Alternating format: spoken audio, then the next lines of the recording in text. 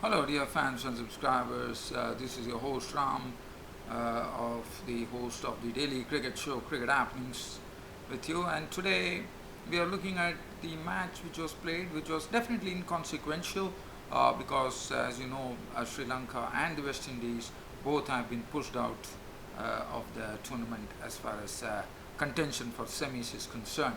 But I can tell you, even though it was an inconsequential match, it was only a matter of pride, but I can tell you this was a very, very good match. It was a very well fought match on a very, very good batting pitch in Durham.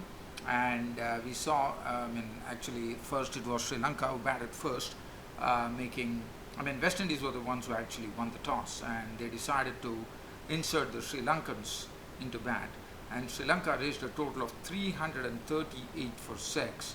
That was the 338 for 6 was absolutely driven by a very, very impressive knock from this particular wonderful player who really in this World Cup has shown that he's arriving for Sri Lanka as far as the future is concerned.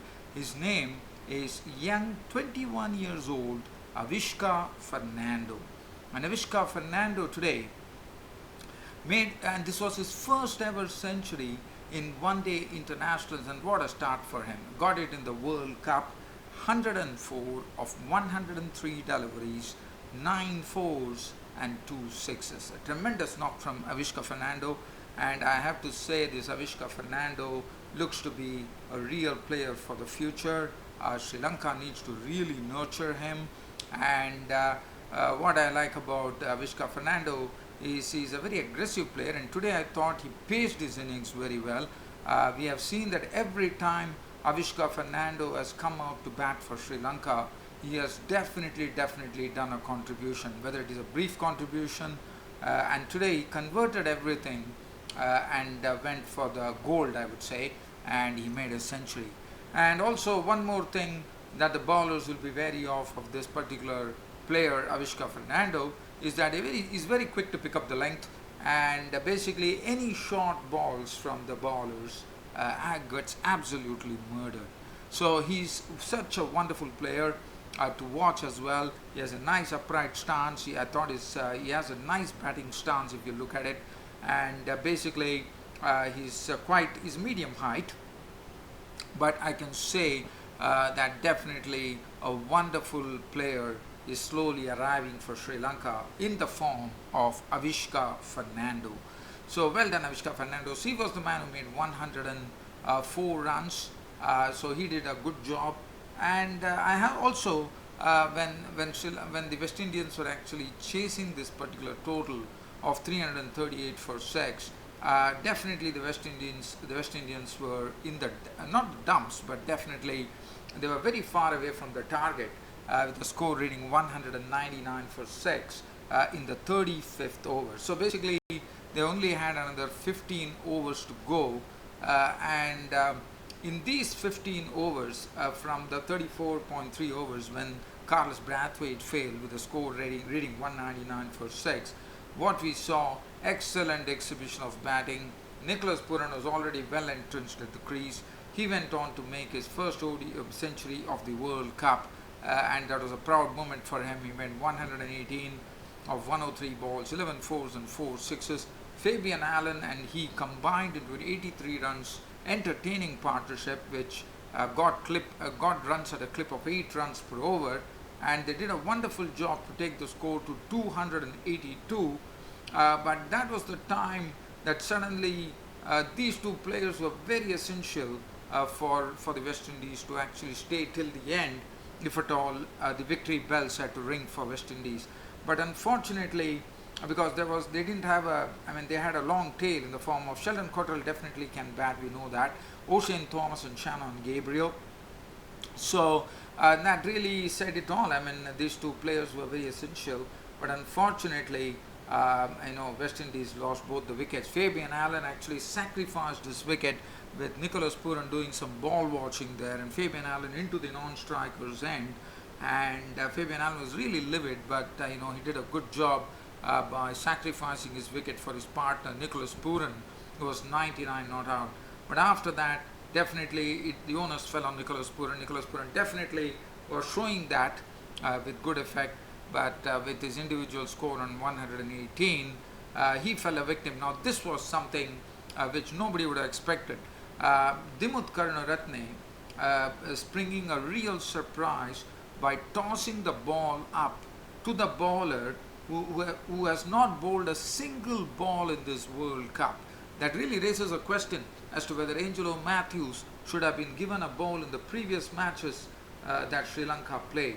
Nevertheless, it was not done, but with the very, very first delivery, Nicholas Puran was a goner. In fact, Matthews got a ball which actually went away from him. In fact, Nicholas Puran wanted to have a slog at that, and in the process, he was a goner. And so that was a sort of a tragic thing for the West Indies. And who would have expected Angelo Matthews to come in and bowl? And I thought it was good captaincy on the part of Karunaratne to pick up a new bowler and tell him to bowl. And you could have, they had nothing to lose, so they could have experimented a lot of things. And I thought the experiment really proved very fruitful. And after that, once Fabian Allen and Nicholas Puran were gone, it was all over for the West Indies, because we knew that a quality bowler in Lasith Malinga had 3 overs up his sleeve, and that really had a telling effect. And finally, the match was all over. Sri Lanka winning the match by 23 runs. Again, inconsequential match. Now, Sri Lanka probably does not have any chance of reaching the semis, because already there is a lot of competition for places. 300 and the West Indies definitely made a good fist of it, I thought. So I thought it was a wonderful match. It was a nice crowd which had assembled, even though it did not have much value. It was good to see at Chesterley Street, Durham, full of, having a really a very great crowd. And I'm sure they would have enjoyed the match. Sri Lanka won the match by 23 runs. So now, just looking at the Sri Lankan card here, just to have a sort of a peek at the Sri Lankan card here. They had a good partnership with Karunaratne and Kushal Perera. Kushal Perera is someone who has always modeled himself on the basis of Sanat Jayasuriya, the former great dasher. And Perera is someone who plays, he plays the strokes on the up. And it was good to see the way he was smashing O'Shane Thomas into the fence. Such a very pacey bowler. Pereira's contribution, run out for 64 of 51, 8 fours in that. Karunaratne making 32 of 48 with 4 fours. It was a good opening partnership. The opening partnership was worth 93 runs for the opening wicket. After that, Avishka Fernando took over. What strokes he played. He drives very well in front of the wicket, in both sides of the wicket, especially he's very strong on the offside region. And also, he collected runs on the leg side as well. Mid-wicket was his favourite area.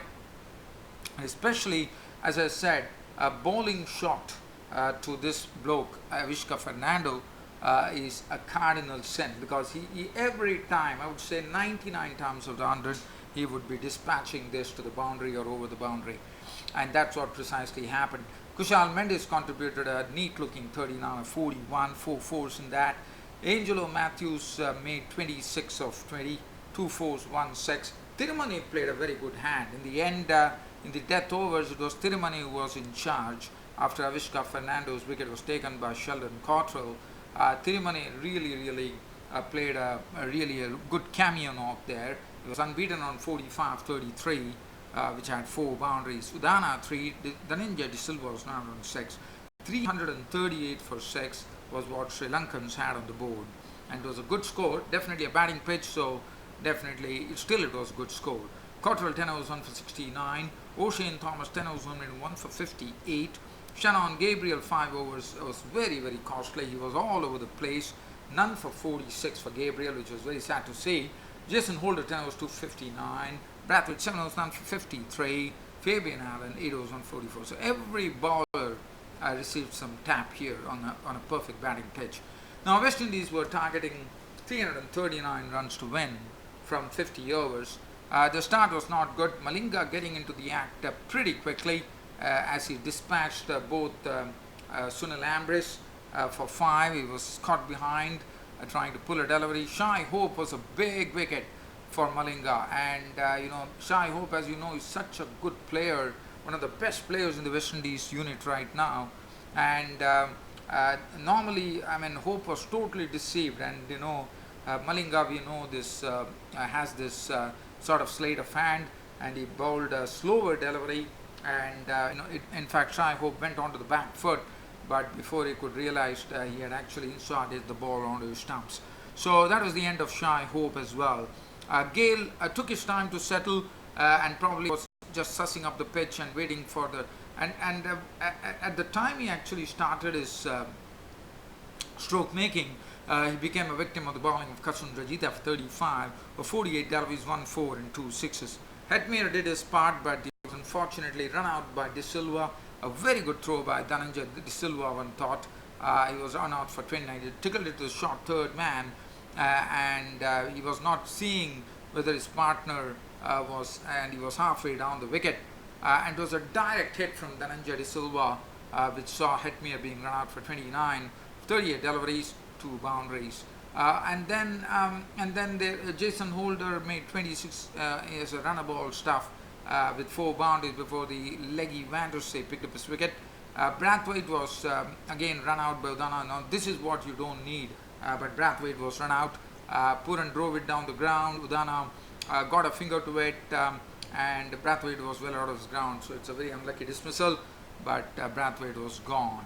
Brathwaite was gone, and then suddenly, as I said, this West Indian innings was really plunged into a sort of a real sort of a crisis situation at 199 for 6 of 35 overs. But Nicholas Puran was really making his presence felt. He was playing the strokes. He was looking good at the crease, and he was taking good advantage of the batting pitch which was going on. And he just needed a partner who could actually stay with him, and that came in the form of an exciting innings from this young player Fabian Allen, who thrashed 51 of 32 deliveries, which included 7 fours and 1 6. And the partnership was doing well. The score had reached 282 in the 44th over. So they did a good job of adding 83 runs at a very good clip of probably 10 odd overs, which was good to see. And the score at 282 for 7 at that stage. Now, this was the time where one definitely didn't expect this to happen. I mean, Nicholas Puran, who was doing very well and was not out on 99, was absolutely doing the ball watching, as his partner Fabian Allen had hared down to the striker's end, and well, it was a very easy run out, and it was good on the part of Fabian Allen to actually come out and basically wanted to sacrifice his wicket for his mate. Nicholas Puran was batting on 99, which is a good gesture, and Fabian Allen was absolutely livid with what happened under the circumstances, because this was the main pair that could have actually taken the West Indians to victory. And Fabian Allen was dejectedly walking back to the pavilion, run out by Rajitha Udana combination. He was out for 51 of 32 deliveries, 7 fours and 1 6. But what an exciting innings from this bloke Fabian Allen. But then Sharon Cottrell came up and joined Nicholas Puran. Nicholas Puran rightly got his century, and after a century he added another 18 runs, was 118. As far as Puran was there at the crease, I mean, one could have definitely betted saying that West Indies would have won the match. If Nicholas Puran is such a player, if he had travelled till the end, one was quite sure that it was a West Indian victory. But it was not to be, and that is the time, as I said, a surprise of surprises. The Karunaratne, the Lankan skipper, tossing the ball to a man who has not bowled a single ball in this World Cup. His name, Angelo Matthews, the former captain, picks up the ball, and with his very first delivery, bowls a ball, probably a loosener, one could say, or probably a ball which was just leaving Nicholas Puran. Nicholas Puran, I mean, with the run rate definitely required at probably at that particular juncture, if you look at it, it was 300 odd runs in the 48th over. So you are looking at 17 balls remaining, and another another 30 odd runs probably required. And it was definitely a possibility, as I said, with Nicholas Puran. But as I said, it was a real surprise. Angelo Matthews got the wicket. He slogged at it. It was caught behind. It was all over. Nicholas Puran was walking, and he knew for a fact that he had thrown the match away to the Sri Lankans. Yes, it was. And with Lasith Malinga having another 2 to 3 overs up his sleeve, it was never going to be easy. And it was finally, that was the case, as the West Indians ended at 315 for 9 with losing the match by 23 runs. If you look at the bowling card for the West Indians, for the Lankan bowlers, Malinga did a wonderful job at the start and then picked up 1 wicket as well. 10 overs no made in 355. Dhananjaya De Silva 10 overs none for 49. Ishra Udana went for some thrashing, 10 overs 67. Kusun Rajita was thrashed beyond repair, 10 overs none, 1 for 76. 7 overs 1 for 50 for the leggy Vandersay, Jeffrey Vandersay. Karunaratne 1 for 7, and Angelo Matthews, look at that, 2 overs no maiden, 1 for 6, and to get that prize wicket of Nicholas Puran, according to me, was the turning point in the game. Avishka Fernando, this impressive player, really has shown in the World Cup where he belongs to. And take a bow, Avishka Fernando, and I'm sure we are going to hear a lot about this bloke, Avishka Fernando, after the World Cup too. Well, dear fans and subscribers, a pleasure describing you as to what happened at Chesterley, Durham in the World Cup 2019 match, which was absolutely inconsequential, with both the teams having not made it to the semi-finals or out of contention for the semi-finals. West Indies versus Sri Lanka. West Indies losing the match in a very well fought out match. I thought made a good fist of it, and in the end lost by 23 runs. This being said, just wanting to give you a reminder that tomorrow is a very crucial game which is coming up for India. India is going to take on Bangladesh, and if India beat Bangladesh, it's India are joining Australia into the semi-finals. So definitely India's record against Bangladesh has been good, but also India has to guard against one thing, that every time India has beaten Bangladesh, they always come to the crunch, and it's only the final moments of the game that India has won. So definitely India would be well aware of it. They all know the Bangladesh newfound confidence right now as to what they are capable of, and I'm sure we're going to have a good game of cricket here. And as far as Bangladesh are concerned, they have this is a must-win game for them, because they have to win both the games that are coming up, which are very tough games for them. One is against India, which is coming up tomorrow, and the next game comes up against Pakistan. So 2 matches they have to win on the trot to make it to the semi-finals. So let's see what really comes out as far as this particular match is concerned. I'm sure it's going to be a real beauty. That's it from me, your host Ram, for this cricket show for today. And this is your host Ram bidding you all a very good night. Thank you.